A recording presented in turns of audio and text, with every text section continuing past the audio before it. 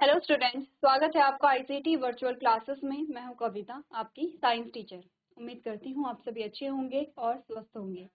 तो class continue करेंगे अपना चैप्टर, और चैप्टर का नाम है the fundamental unit of life, यानी कि हम बात करेंगे सेल के बारे में।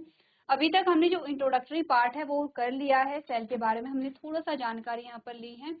आगे जो टॉपिक है वो कंटिन्यू करेंगे, तो देख लेते हैं अभी तक हमने क्या क्या चीजें समझी हैं। तो सबसे पहले आपने यहाँ पर देखा है कंटेंट, आप क्या क्या चीजें पढ़ने वाले हैं यहाँ पे। तो हमने कहा आप इंट्रोडक्शन देखेंगे, सेल थ्योरी के बारे में जानेंगे, टाइप्स ऑफ ऑर्गेनिज्म देखेंगे, डिफरेंट शेप्स ऑफ सेल्स के बारे में पढ़ेंगे, लास्ट जो आता है वो है ऑर्गेनाइजेशन ऑफ सेल। ठीक है,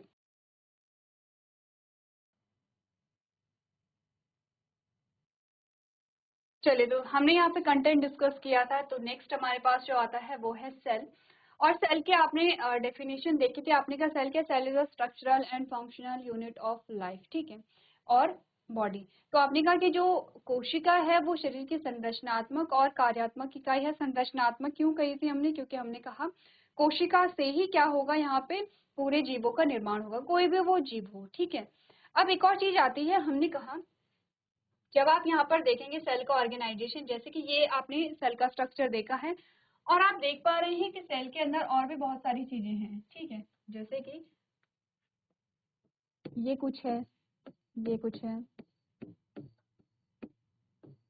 इनके नाम आप पढ़ेंगे जब आप सेल ऑर्गेनाइजेशन के बारे में बात करेंगे। ठीक है, तो हमने कहा कि ये सारी जो चीजें हैं यहाँ पर, चाहे एनिमल सेल है चाहे प्लांट सेल है, आपको काफी सारी चीजें यहाँ पर दिख रही हैं। तो हमने कहा कि सेल सबसे छोटी यूनिट क्यों है, हम इनमें से किसी एक को छोटी यूनिट क्यों नहीं कह रहे। फॉर एग्जाम्पल हम इसको छोटी यूनिट कह देंगे, हम इसको कह देंगे, या हम इसको कह देंगे। तो हम सेल को ही छोटी यूनिट क्यों कह रहे हैं, जबकि सेल भी बहुत छोटी छोटी चीजों से मिलकर के बना होता है। उसका रीजन ये है कि अगर हम इनको सेपरेट करके देखेंगे, कोई भी जो स्ट्रक्चर है, चाहे ये हो गया है, ये है या ये है, तो हमने कहा ये जो आपने कहा सेपरेट अगर आप स्ट्रक्चर देखते हैं तो ये लिविंग नहीं होते हैं, ये जीवित नहीं होगा। फॉर एग्जाम्पल हमने कहा आप सेल में एक स्ट्रक्चर पढ़ते हैं, यहाँ पर आपने कहा राइबोसोम्स। अब आप राइबोसोम को निकाल लेते हैं। फॉर एग्जाम्पल एक ये स्ट्रक्चर है और इसका नाम है राइबोसोम, आपने इसे बाहर निकाल दिया है। अब आप कह रहे हैं कि हम इसे क्यों नहीं कह रहे हैं कि ये जीवन की इकाई है, क्योंकि हमने कहा कि इसका कोई अस्तित्व नहीं है, स्वयं में इसका अस्तित्व नहीं है। अगर हम इसे इस सेल से बाहर निकाल देते हैं तो ये जीवित की श्रेणी में नहीं आता है। तो सेल वो सबसे छोटा स्ट्रक्चर है जो लिविंग है। हमने कहा सिर्फ ये जो सेल है, सिर्फ एक सेल है, एक सेल से भी जीव का निर्माण हो सकता है, बहुत सारी सेल से भी जीव का निर्माण हो सकता है। अगर कोशिका से छोटे पार्ट्स आपने यहाँ पर देखे, या कोशिका को आपने और छोटे जो यूनिट है उसमें आपने विभाजित किया है, तो वहां पर आप उसे लिविंग नहीं कहेंगे, क्योंकि हमने कहा सबसे छोटी जो जीवित इकाई है वो क्या है, कोशिका है। कोशिका से छोटी जो इकाई होती है वो जीवित की श्रेणी में नहीं आती है। ठीक है, तो इसीलिए हम क्या कहते हैं, कोशिका को जीवन की इकाई कहते हैं। अब हमने कहा कि संरचनात्मक इकाई क्यों कही है, क्योंकि यहाँ पर जो भी संरचना बनती है, जैसे कि अगर आपने प्रीवियस लेक्चर अटेंड किया है और आपने वहां पर देखा है, तो हमने यही जाना था कि जीवन की शुरुआत हुई है एक सेल से, एक कोशिका से। ठीक है, और उसी एक कोशिका से बहुत सारी कोशिकाएं बनी होंगी, उसी एक कोशिका से आपने कहा जीव बने हैं, जंतु बने हैं, अलग अलग प्रकार के आपके पास क्या आते हैं, ऑर्गेनिज्म आते हैं। ठीक है, यहाँ तक की बात क्लियर है। तो हम आगे बढ़े। यहाँ पे आगे हमने पढ़ा था सेल थ्योरी। सेल थ्योरी में 3 पॉइंट्स आपको ध्यान रखने हैं जो इजी हैं। आपसे पूछा जाता है कि सेल थ्योरी में क्या कहा गया है। तो सेल थ्योरी में सबसे पहला जो पॉइंट कहता है वो तो ये है कि कोशिका सभी जीवित जीवों की संरचनात्मक और कार्यात्मक इकाई है। ठीक है, पहला पॉइंट ये कहता है सेल थ्योरी का। दूसरा पॉइंट कहता है कि सभी जीव कोशिकाओं से बने होते हैं। ठीक है, और तीसरा पॉइंट कहता है कि कोशिकाओं का निर्माण पहले से मौजूद कोशिकाओं से होता है। क्योंकि ये प्रीवियस लेक्चर में हमने ये जो टॉपिक है सेल थ्योरी वो हमने पढ़ लिया था। अब आप इन तीनों पॉइंट्स को पढ़ करके मुझे बताइए, ये तीनों पॉइंट्स क्लियर है या यहाँ पे कोई कंफ्यूजन है। जीआईसी सभा वाला, ठीक है, वेरी गुड। तो कोई क्वेश्चन है आपका, ये तीनों पॉइंट्स आपको क्लियर हैं या कोई क्वेश्चन है आपका, तीनों पॉइंट्स क्लियर हैं या नहीं है, कोई क्वेरी है आपकी, कोई क्वेश्चन है जो आपको समझ नहीं आया होगा। जीआईसी सभा वाला, ये तीनों पॉइंट्स पढ़िए। और अगर ये तीनों पॉइंट्स क्लियर हैं तो हम आगे बढ़ेंगे। अगर आपका कोई क्वेश्चन है यहाँ पर, आपको इन 3 पॉइंट्स में से कोई पॉइंट समझ में नहीं आ रहा है तो आप लोग क्वेश्चन पुट कर सकते हैं। क्लियर है, हम आगे बढ़े? यस और नो? नो, चलिए ठीक है, क्लियर है यहाँ पे, आगे बढ़े। चलिए आगे बढ़ते हैं, ठीक है। यहाँ तक की बात अगर क्लियर है तो अब आगे बढ़ते हैं। ये टेबल आपको क्या करनी है, अच्छे से पढ़नी है, समझनी है और आपको ये नोट करनी है, ठीक है। जीआईसी सभा वाला आपको क्या करना है, ये टेबल नोट करनी है। पहले मैं एक बार आपको बता देती हूँ, फिर आप लोग नोट कर लेंगे, ठीक है। ये क्वेश्चन आपके पास आता है, मस्ट है आपके पास। जैसे बहुविकल्पी प्रश्न आते हैं या कॉम्पिटिटिव एग्जाम आपके पास आते हैं तो ये क्वेश्चन आपके पास आएंगे ही आएंगे, मस्ट है, इंपॉर्टेंट है। क्या पढ़ेंगे इस टेबल में हम कि ये खोज, कुछ खोजों के बारे में हम बात करेंगे कि ये कुछ खोज हुई है, किस सन में हुई है, ठीक है, पीरियड ऑफ टाइम है और किस वैज्ञानिक ने की है, ये हमें बताया है, ठीक है। मैं बोल रही हूँ यहाँ पर सबसे पहली खोज में अगर नाम आता है तो रॉबर्ट हुक का आता है, आप लिख सकते हैं रॉबर्ट हुक, ठीक है। 1665 की बात है यहाँ पर। इन्होंने नोटिस किया था presence of cell in a cork slice. इन्होंने कोशिका की खोज की थी, ठीक है। अब कोशिका जो होती है, एक इन्होंने क्या की थी, डेड सेल थी वो, यानी कि मृत कोशिका थी, यानी कि प्लांट सेल की खोज की थी। कहाँ से की थी? जो पेड़ होते हैं, पेड़ की जो छाल होती है, तने होते हैं, तने पे पेड़ की छाल होती है, उस छाल में इन्होंने नोटिस किया था यहाँ पर कोशिका को। तो इन्होंने क्या की थी, सबसे पहले कोशिका की जो खोज की थी वो रॉबर्ट हुक ने की थी, ठीक है। क्लियर है इतना? आगे आप आराम से नोट कर लेंगे, मैं यहाँ पे फ्रंट से हट जाऊंगी, ठीक है। तो आपने कहा इन्होंने क्या खोज की थी, कॉर्क स्लाइस में कोशिका की उपस्थिति देखी। तो हमारे पास आता है कि कोशिका की खोज सबसे पहले किसने की है, आपने कहा रॉबर्ट हुक ने की है। दूसरे जो वैज्ञानिक आते हैं वो है ल्यूवेन हुक। 1674 की बात है। इन्होंने क्या किया था, found the presence of living cells in the pond water. दोनों में डिफरेंस देखिए, इन्होंने क्या किया था, तालाब के पानी में जीवित कोशिकाओं की उपस्थिति पाई थी। इन्होंने लिविंग सेल डिस्कवर की थी, जीवित कोशिका देखी थी। क्योंकि पेड़ की जो छाल होती है वो कैसी होती है, डेड होती है, वो मृत होता है, जो निकल जाती है। चीड़ के पेड़ सबने देखे होंगे, ठीक है, चीड़ की छाल निकलती है। तो वो जो यहाँ पर पेड़ की छाल होती है, ठीक है, वो कैसी होती है, डेड होती है। रॉबर्ट हुक ने डेड सेल को देखा था यहाँ पर, और ल्यूवेनहॉक ने क्या किया था, लिविंग सेल को देखा था, ठीक है। अगर सिंपल क्वेश्चन आए आपके पास, ध्यान से सुनना है, अगर सिंपल क्वेश्चन आते कि कोशिका की खोज किसने की थी, तो आपने कहा रॉबर्ट हुक ने की थी, क्योंकि रॉबर्ट हुक ने पहले यहाँ पे खोज कर ली थी। अगर आपके पास आते कि लिविंग सेल की या जीवित कोशिका की खोज सबसे पहले किसने की है, तो आप किसका नाम लेंगे, ल्यूवेनहुक का, क्योंकि जीवित कोशिका की बात हुई है, ठीक है। दोनों में डिफरेंस क्या है, इतना समझ आ गया है। नेक्स्ट देखते हैं, अगला जो हमारे पास आते हैं साइंटिस्ट वो है रॉबर्ट ब्राउन। 1831 की बात है। इन्होंने क्या किया था, recognise the existence of nucleus in the cell. कोशिका में एक नाभिक के अस्तित्व को मान्यता दी थी। इन्होंने कोशिका में एक स्ट्रक्चर होगा, उसे हम कहेंगे न्यूक्लियस, पढ़ेंगे हम उसे। और न्यूक्लियस की खोज की है रॉबर्ट ब्राउन ने। रॉबर्ट हुक और रॉबर्ट ब्राउन में कंफ्यूज नहीं करना है। रॉबर्ट हुक ने कोशिका की खोज की है, रॉबर्ट ब्राउन ने न्यूक्लियस की खोज की है, ठीक है। आगे बढ़े, आगे आते हैं पुरकिंजे। 1839 की बात है। Invented the term protoplasm which is the liquid present in a cell. आपने कहा इन्होंने प्रोटोप्लाज्म शब्द का आविष्कार किया, जो कोशिका में एक तरल मौजूद है, ठीक है। इन्होंने किसकी खोज किया, प्रोटोप्लाज्म की। प्रोटोप्लाज्म क्या होता है हम अभी आगे जाकर के पढ़ेंगे, पहले आप टेबल को नोट कर लेंगे, ठीक है। आगे आते हैं, दो साइंटिस्ट हमारे पास आते हैं, इसका नाम है शेल्डन और स्वान। अगर आपको प्रोनाउंसिएशन में दिक्कत हो रही है, प्रॉब्लम हो रही है, तो आप हिंदी में लिख सकते हैं, ये है शेल्डन और ये है स्वान, ठीक है। ये पुरकिंजे है। ये है 1838 और 1839 की बात है। इन्होंने क्या दिया, प्रेजेंटेड द सेल थ्योरी। जो सेल थ्योरी अभी इससे पहले आपने पढ़ी थी, सेल थ्योरी इन दोनों ने दी थी, ठीक है, इन दोनों ने दी थी। और क्या बोला था, that all organisms are actually made up of cells. इन्होंने क्या बोला है यहाँ पर, कोशिका सिद्धांत इन्होंने दिया है, सभी जीव वास्तव में कोशिका से बने होते हैं, ये इन्होंने बताया है। किसने यहाँ पर, शेल्डन एंड स्वान ने बताया है। एक और साइंटिस्ट आते हैं, इनका नाम है वर्च्यू। क्या नाम होगा इनका, वर्च्यू होगा। 1855 की बात है।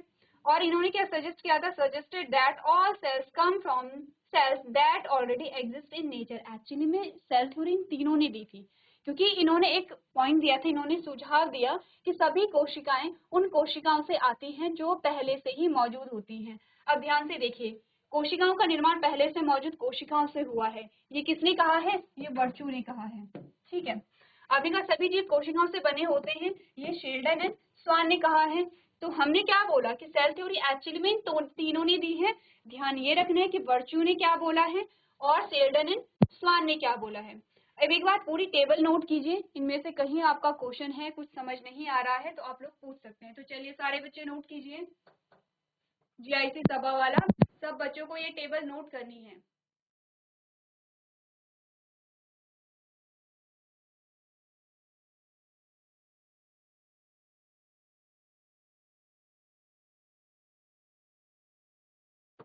चलिए जल्दी से नोट करते रहिए। आपको इस टेबल को ध्यान रखना है, इतना ध्यान रखना है कि किस साइंटिस्ट ने क्या डिस्कवर किया है और कब डिस्कवर किया है, ठीक है। और अगर हम बात करें सेल थ्योरी के बारे में तो ये ध्यान रखेंगे कि शेल्डन एंड स्वान ने क्या कहा था। उन्होंने कहा था कि सभी जो जीव हैं वह कोशिकाओं से बने होते हैं। वर्च्यू ने कहा था कि जो यहाँ पे नई कोशिकाएं बनती हैं वो पुरानी कोशिकाओं से ही उनका क्या होता है, निर्माण होता है, ठीक है। अब ये चीजें आपको ध्यान में रखनी है और पढ़ते रहना है। अगर 20 सेशन में आपसे पूछा जाए तो आपको इसका आंसर करना है। एक और क्वेश्चन है जो कंफ्यूजिंग हो सकता है रॉबर्ट हुक एंड ल्यूवेनहॉक में। तो मैंने जैसे पहले भी आपको बोला है कि सिंपल क्वेश्चन आता है कि कोशिका की खोज सर्वप्रथम किसने की थी, तो आपने कहा रॉबर्ट हुक ने की थी। आपसे पूछा जाए कि जीवित कोशिका की खोज सर्वप्रथम किसने की थी, तो आपने कहा ल्यूवेनहुक ने की थी। एक और चीज है जो आप कंफ्यूज कर सकते हैं Robert Hooke and Robert brown में। तो ध्यान रखिए रॉबर्ट हुक कोशिका से संबंधित है, कोशिका की खोज की है रॉबर्ट हुक ने, और रॉबर्ट ब्राउन ने क्या किया है, यहाँ पर न्यूक्लियस की खोज की है। तो आप रिवाइज करते रहेंगे, जितनी बार आप रिवाइज करेंगे उतनी चीजें आपको क्या होती रहेंगी, क्लियर होती रहेंगी। अब अभी तक जो चीजें हमने पढ़ी हैं यहाँ पर उनमें कंफ्यूजन है तो आप लोग हैंड रेज कर सकते हैं और आप लोग बता सकते हैं कि कहाँ पर कंफ्यूजन है। तो सबने नोट कर लिया है? नोट कर लिया तो हैंड रेज कीजिए अपना, ठीक है। चलिए आगे बढ़ते हैं। सेल थ्योरी हमने पढ़ ली है। अब बात करते हैं कि एक कोशिका से बहुकोशिकीय जीवों की उत्पत्ति कैसे होती है। जैसे कि अभी हमें वर्च्यू ने क्या बोला था, एक कोशिका है, फॉर एग्जांपल ये कोशिका है। अभी के लिए ये मानिए कि बॉल बॉल जैसी जो संरचना है उसे हम कोशिका कह रहे हैं। हमने कहा ये जो कोशिका है इसी से क्या बनती है, नई कोशिकाएं बनती है। ऐसा कैसे संभव होता है, तो मैं कुछ चीजें आपको बता रही हूँ, वो देखिए। ये है कोशिका, ठीक है। और इसमें हम सारे पार्ट्स अभी नहीं देखेंगे, बस कुछ पार्ट समझेंगे।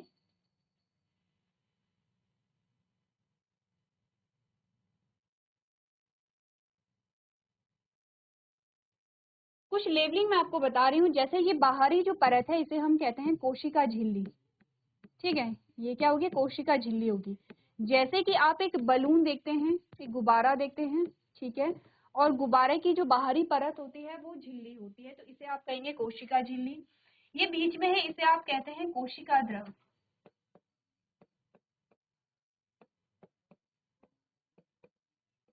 ठीक है। और ये जो है इसे हम कहते हैं केंद्रक। तो कोशिका झिल्ली को हम क्या कहते हैं, सेल मेम्ब्रेन। इसे हम कहते हैं साइटोप्लाज्म, और इसे हम कहते हैं न्यूक्लियस। हमने कहा जब इस कोशिका से नई कोशिकाओं का निर्माण होना होगा तो यहाँ पर कुछ चीजें हैं, जैसे कोशिका द्रव है, जैसे केंद्रक है, इनका जो अमाउंट है, इनकी जो मात्रा है वो डबल हो जाती है।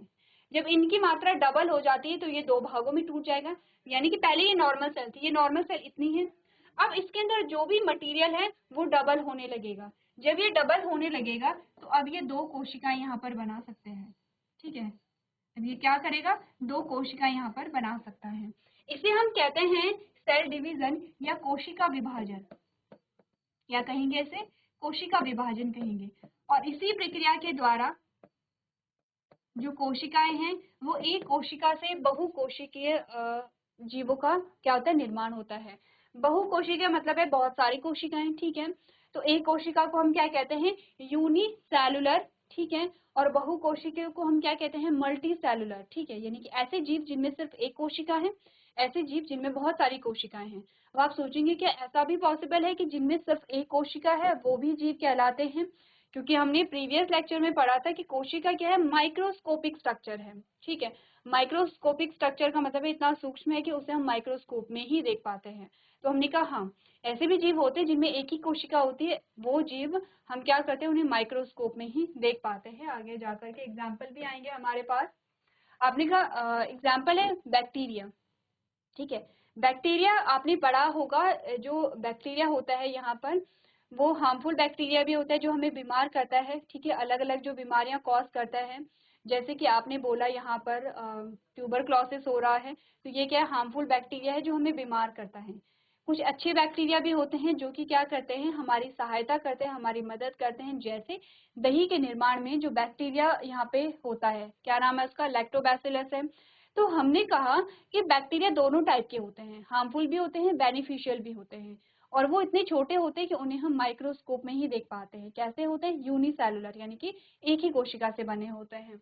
तो आपने कहा a cell can divide itself into cells of its own type, therefore more cells can generate from an already existing cells. आपने कहा एक कोशिका स्वयं को अपने प्रकार की कोशिकाओं में विभाजित कर सकती है, इसीलिए पहले से मौजूद सेल से अन्य जो सेल है वो उत्पन्न होती है। तो ये सेल नहीं होगा, सेल नहीं कहेंगे, इन्हें हम कोशिका कहेंगे, ठीक है, कोशिका।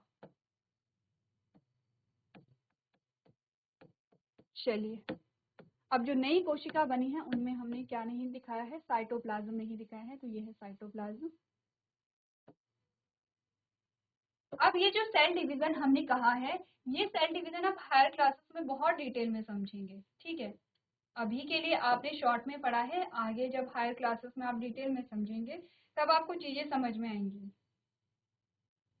चलिए, तो एक बार आप लोग पढ़ सकते हैं यहाँ पर कि कैसे एक कोशिका से बहुत सारी कोशिकाओं का निर्माण होता है।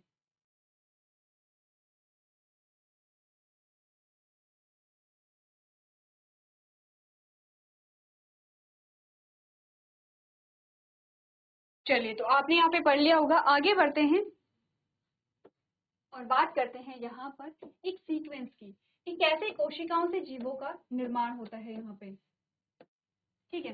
क्या बात हमने की है, हमने कहा कोशिकाओं से जीवों का निर्माण कैसे होता है। तो हम बात करेंगे एक कोशिका से, ठीक है, कोशिका है, और इसी प्रकार से बहुत सारे कोशिकाओं से मिलकर के क्या बनते हैं, यहाँ पर एक स्ट्रक्चर बनते हैं। आपने कहा ग्रुप ऑफ सेल्स, यानी कि कोशिकाओं का जो समूह है उसे हम क्या कहते हैं, ऊतक कहते हैं, ठीक है, उसे हम क्या कहेंगे, ऊतक कहेंगे। अब आपने कहा बहुत सारे ऊतक मिलकर के एक जो अंग है वो बनाते हैं, ठीक है, क्या बनाएंगे, अंग बनाएंगे। तो ध्यान रखिए, आपने कहा बहुत सारी कोशिकाओं का ग्रुप क्या बनाएगा, टिश्यू बनाएगा। टिश्यू एक ही टिश्यू नहीं बनेगा, बहुत सारे अलग अलग टिश्यू बनेंगे। एक ग्रुप ने एक टिश्यू बनाया है, दूसरे ग्रुप ने दूसरा टिश्यू बनाया है, तीसरे ग्रुप ने तीसरा टिश्यू बनाया है। इसीलिए हमने कहा कि हमारे शरीर में असंख्य कोशिकाएं हैं, क्योंकि बहुत सारे टिश्यू बन रहे हैं। अब कुछ ऊतकों के समूह ने अंग बनाए हैं, तो ऐसे हमने कहा हमारी बॉडी में जो अलग अलग अंग होते हैं कि कुछ ऊतकों के समूह ने एक अंग बनाए हैं, फिर कुछ ऊतकों के समूह ने एक अंग बनाए हैं। तो इसी प्रकार से बहुत सारे अंग हमारे पास बनते हैं, ठीक है। अब क्या होता है, अलग अलग अंगों से क्या बनते हैं, एक सिस्टम तैयार होता है, और उस सिस्टम को हम कहते हैं अंग तंत्र, ऑर्गन सिस्टम। क्या कहेंगे, ऑर्गन सिस्टम कहेंगे, ठीक है। ऑर्गन सिस्टम आप अच्छे से समझ पाएंगे, जैसे कि हमने कहा digestive system, digestive system, digestive system example है किसका, यहाँ पे ऑर्गन सिस्टम का। ऐसे हमारे पास बहुत सारे सिस्टम होते हैं। तो जो डाइजेस्टिव सिस्टम है उसमें कौन कौन से ऑर्गन है, आपने कहा माउथ है, ठीक है, माउथ में क्या होते हैं, टीथ होते हैं, ठीक है, टंग होती है, ठीक है। इसके अलावा हमने क्या कहा, इसोफिगस होता है, इसोफिगस होता है, स्टमक होता है, ठीक है, कुछ ग्लैंड्स होती हैं, ठीक है, स्मॉल इंटेस्टाइन होता है,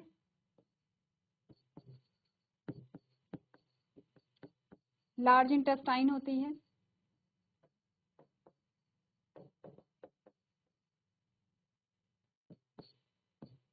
तो आपने कहा कि एक सिस्टम में इतने सारे आपके क्या आते हैं ऑर्गन है, आपके टीथ हैं, आपका टंग है, आपकी भोजन नली है, आपका स्टमक है, आपकी ग्रंथियां हैं जिसमें लिवर होता है, पैनक्रियाज होता है, आपकी सलाइवरी ग्लैंड्स होती हैं, आपकी छोटी आंतें, आपकी बड़ी आंतें, सारी चीजें पढ़ी थी क्लास 7th में। आपने क्या पढ़ा था? डाइजेस्टिव सिस्टम पढ़ा था और उसमें आपने ये सारे पार्ट्स पढ़े थे। आपने कहा ये एग्जाम्पल है यहाँ पे ऑर्गन सिस्टम का। वैसे ऑर्गन सिस्टम क्या आते हैं? आपने कहा रेस्पिरेटरी सिस्टम,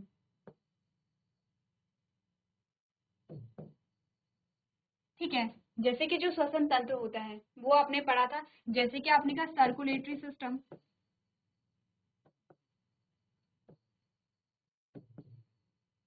ठीक है। जैसे कि आपने कहा नर्वस सिस्टम, ठीक है।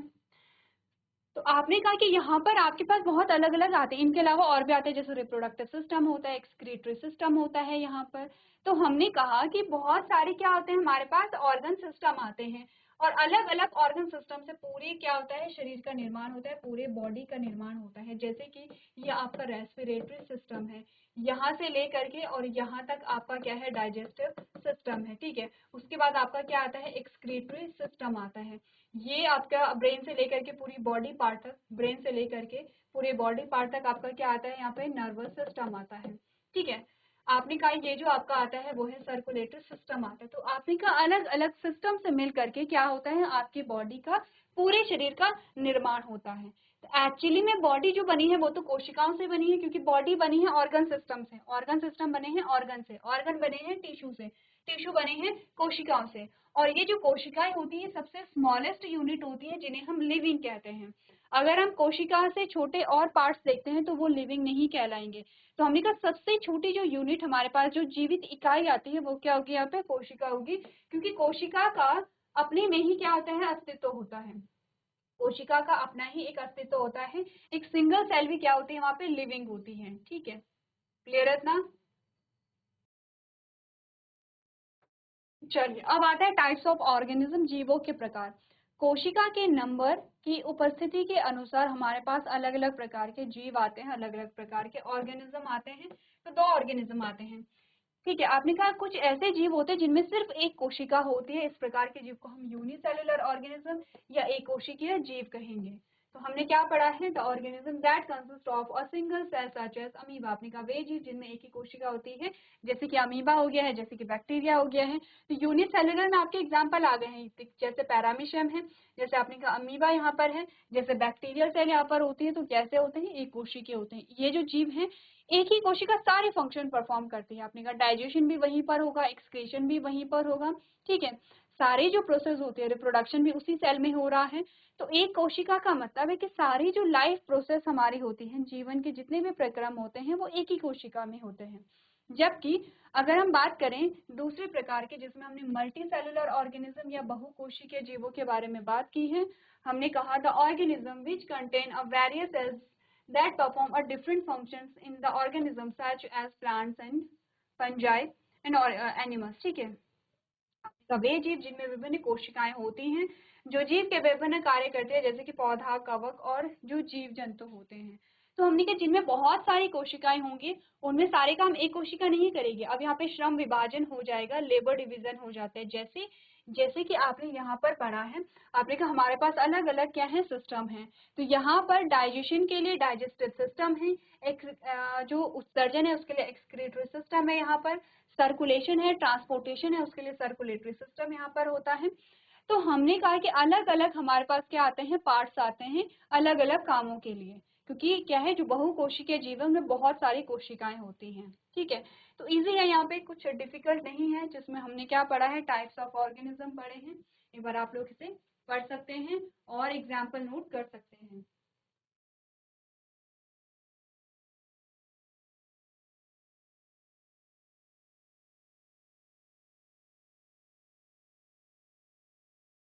चलिए, तो ये हमने बात की है टाइप्स ऑफ ऑर्गेनिज्म के बारे में।